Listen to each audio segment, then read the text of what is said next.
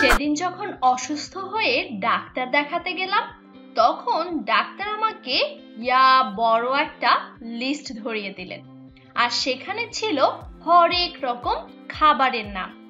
আসলে তিনি চেয়েছিলেন আমাকে কিছু খাবার খেতে বলতে এবং কিছু খাবার বাদ দিতে। আমি তো 1 থেকে শুরু করে 100 পর্যন্ত গুনেও শেষ করতে পারছিলাম না। আচ্ছা বন্ধুরা, তোমাদেরও কি এরকম কখনো হয়েছে ডাক্তার বিশাল একটি খাবারের তালিকা ধরিয়ে দিয়েছে? তাহলে চলো আজকে আমরা পড়ব ফুড উই নিড এবং নাম্বারস। 10 মিনিট স্কুলের এই ভিডিওতে তোমাদের সবাইকে স্বাগত জানাচ্ছি। আমরা আজকে পড়ব ক্লাস 3 এর ইংলিশ ফর টুডে বইয়ের unit 36। Hello dear students, how are you? Let's start our today's class. বন্ধুরা, তোমরা সবাই কেমন আছো? চলো তাহলে আমরা আজকের ক্লাসটি শুরু করি। আমরা আজকে শুরুতেই পড়ব ইউনিট 36 এর লেসন্স 1 থেকে 3 এবং আজকে আমরা শুরুতেই জানবো ফুড উই নিড। এখানে আমরা অ্যাক্টিভিটি এ দেখতে পাচ্ছি এবং বলা হয়েছে লিসন অ্যান্ড সে, শোনো এবং বলো। আমরা শুরুতেই দেখতে পাচ্ছি একটি কলার ছবি, যেটিকে ইংরেজিতে বলা হয় বানানা, BANANA, বানানা অর্থ কলা। এরপরে আমরা দেখতে পাচ্ছি একটি পেঁপের ছবি, পাপায়া অর্থ পেঁপে, PAPAYA, পাপায়া। এবারে আমরা দেখতে পাচ্ছি একটি গাজরের ছবি, যেটিকে ইংরেজিতে বলে ক্যারট, CARROT, ক্যারট অর্থ গাজর।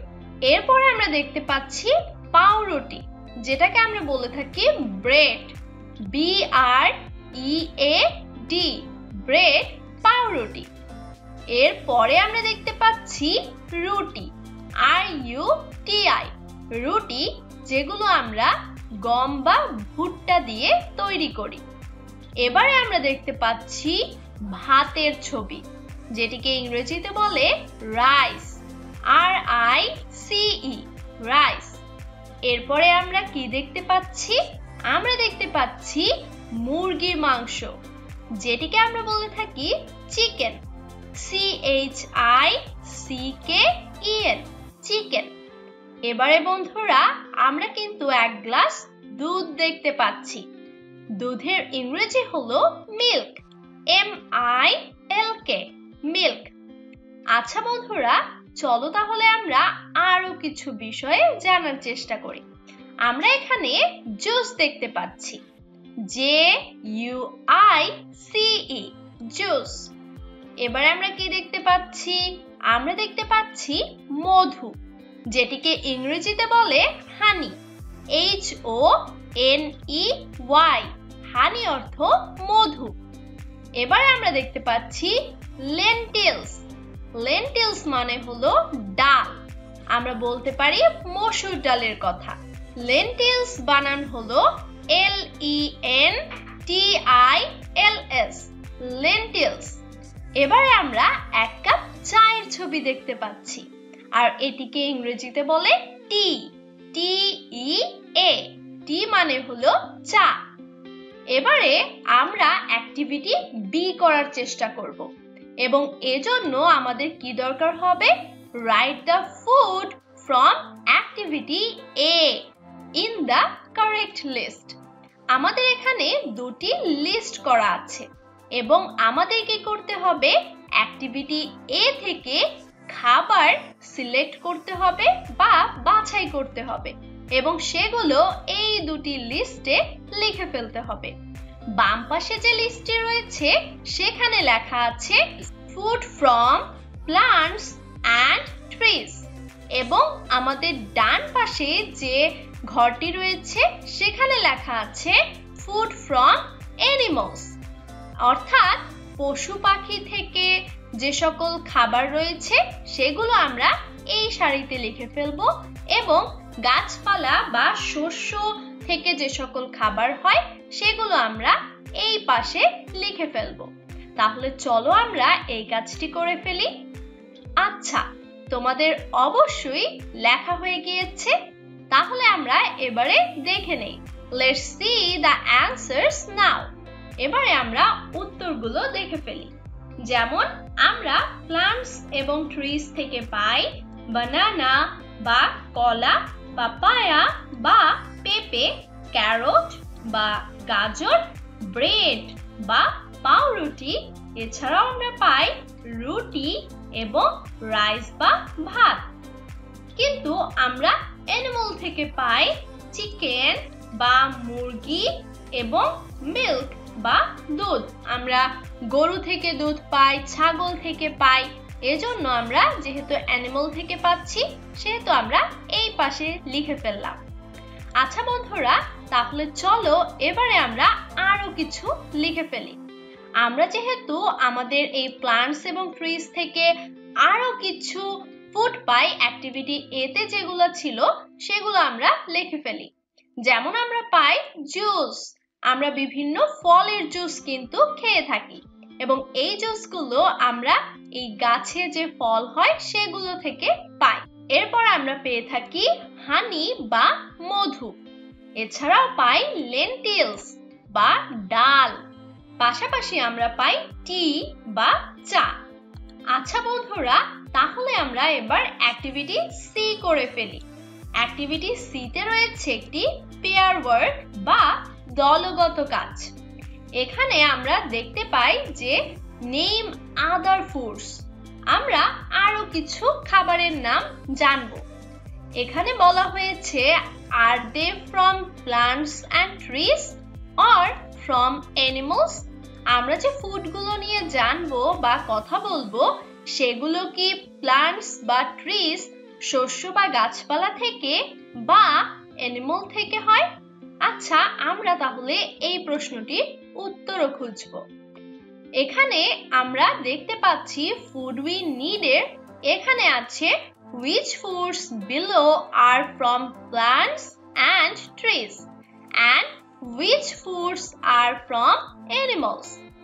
আসলে এখানে বলতে চেয়েছে যে এই যে খাবারগুলো রয়েছে এইগুলোর মধ্য থেকে কোনগুলো আমরা প্লান্টস এবং ট্রিজ থেকে পাই এবং কোন খাবারগুলো আমরা অ্যানিমালস বা পশু পাখি থেকে পাই। চলো বন্ধুরা, তাহলে আমরা এবারে দেখে নেই। আমাদের উত্তর হবে এই নিচের যে সারিতে লেখা আছে সেগুলো। এখানে এই ছবিটি হলো একটি আমের ছবি, যেটিকে ইংরেজিতে বলে ম্যাঙ্গো, MANGO, ম্যাঙ্গো। এবারে আমরা এই ছবিটি দেখতে পাচ্ছি ঘিয়ের ছবি। ঘি বানান হলো GHEE, ঘি, যেটি আমরা তৈরি করি দুধ থেকে। এবারে আমরা দেখতে পাচ্ছি একটি ডিমের ছবি। ডিমকে ইংরেজিতে বলে এগ, EGG, এগ। আমরা এটাকে বলতে পারি EGG। আচ্ছা বন্ধুরা, তাহলে আমরা এবারে দেখি তো কোন খাবারগুলো কোথা থেকে এসেছে। তোমরা কিন্তু তোমাদের খাতায় পূর্বেই লিখে ফেলতে পারো, এরপরে উত্তরগুলো মিলিয়ে নিবে। চলো তাহলে আমরা উত্তরগুলো দেখে ফেলি। আমরা দেখতে পাচ্ছি ম্যাঙ্গো এসেছে প্লান্টস এবং ট্রিজ থেকে, প্লান্টস অ্যান্ড ট্রিজ। ঘি এসেছে অ্যানিমালস থেকে, কারণ আমরা দুধ থেকে এই ঘি তৈরি করছি এবং আমরা দুধ কোথায় পাচ্ছি? আমরা গরু বা ছাগলের থেকে বা অন্যান্য প্রাণী থেকে পাচ্ছি। এবারে আমরা দেখি এগ বা ডিম কোথা থেকে পাচ্ছি। এটিও কিন্তু আমরা পাচ্ছি অ্যানিমালস থেকে। আচ্ছা বন্ধুরা, তাহলে চলো এবারে আমরা কিছু নাম্বারস প্র্যাকটিস করি। Let's practice some numbers now. আচ্ছা, এবারে আমরা কিছু নাম্বার শিখব। এখানে অ্যাক্টিভিটি এতে রয়েছে write the missing numbers. Write the missing numbers মানে হলো আমাদের যে সকল নাম্বারস গুলো এখানে দেয়া নেই সেগুলো আমাদের লিখতে হবে, যেগুলো বাদ পড়েছে, মিসিং। আচ্ছা, তাহলে আমরা শুরুতেই দেখি 100। এর পরে কি হবে? এর পরে কিন্তু দেয়া আছে ড্যাশ। 80 এর পরে দেয়া আছে ড্যাশ, 60 ড্যাশ, 40 ড্যাশ। এবারে আছে 95, এর পরে আছে একটি ড্যাশ, 85 এর পরে ডাবল ড্যাশ, 70 ড্যাশ 60। এবারে আছে 80, 78 ড্যাশ 74 ড্যাশ ড্যাশ 68। এবারে আবারও আছে একটি ড্যাশ।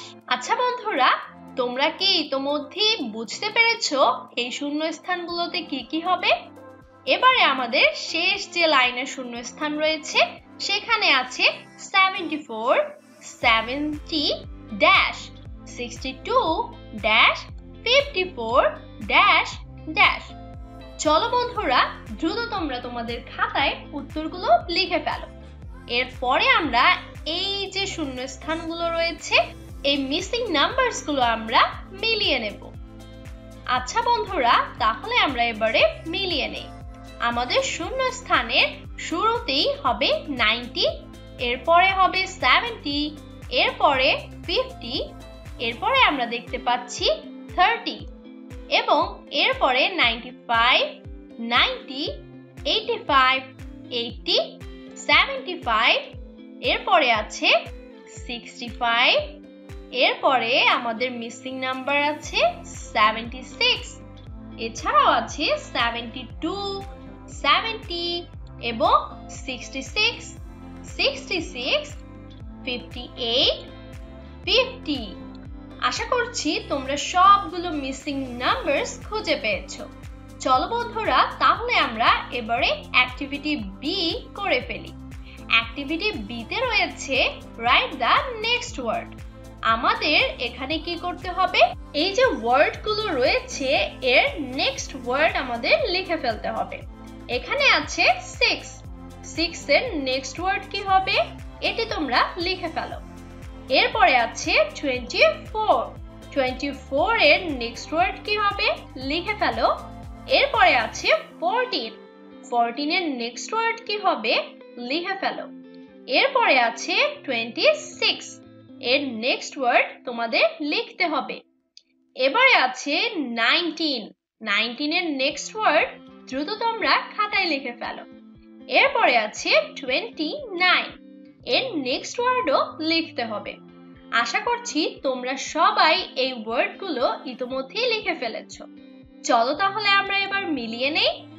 6 এর পরে হবে 7, SEVEN 7। 24 এর পরে হবে 25। এবারে আমরা দেখতে পাই 14 এর পরে হবে 15, 26 এর পরে হবে 27, 19 এর পরে হবে 20 এবং 29 এর পরে হবে 30। সবগুলো উত্তর তোমরা সঠিক লিখতে পেরেছো, তাই তো? চলো তাহলে আমরা এবার অ্যাক্টিভিটি সি করে ফেলি। অ্যাক্টিভিটি সি তে বলা আছে read and write the numbers. তাহলে আমাদের কি করতে হবে? আমাদের নাম্বারস গুলো পড়তে হবে এবং সেগুলো লিখে ফেলতে হবে। এখানে আমরা বাম পাশে দেখতে পাচ্ছি একজন ব্যক্তিকে, যার নাম হচ্ছে জাহাঙ্গীর আলম এবং তার বয়স হলো 81।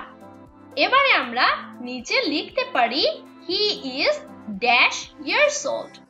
এখানে 81 কে কিন্তু লিখে ফেলতে হবে এইখানে। এবারে আমরা ডান পাশে দেখতে পাই একজন নারীকে, যার নাম হলো সুফিয়া বেগম এবং তার এজ হলো 72। এবারে আমরা আবারও লিখে ফেলি she is dash years old. এখানে 72 কে আমাদের লিখতে হবে। চলো বন্ধুরা, তাহলে আমরা সঠিক উত্তরটি দেখে নিই।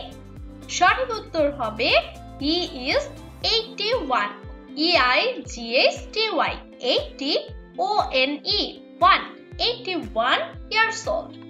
এবং এক্ষেত্রে সুফিয়া বেগমের ক্ষেত্রে আমরা লিখব she is 72, SEVENTY 70 TWO 72 years old.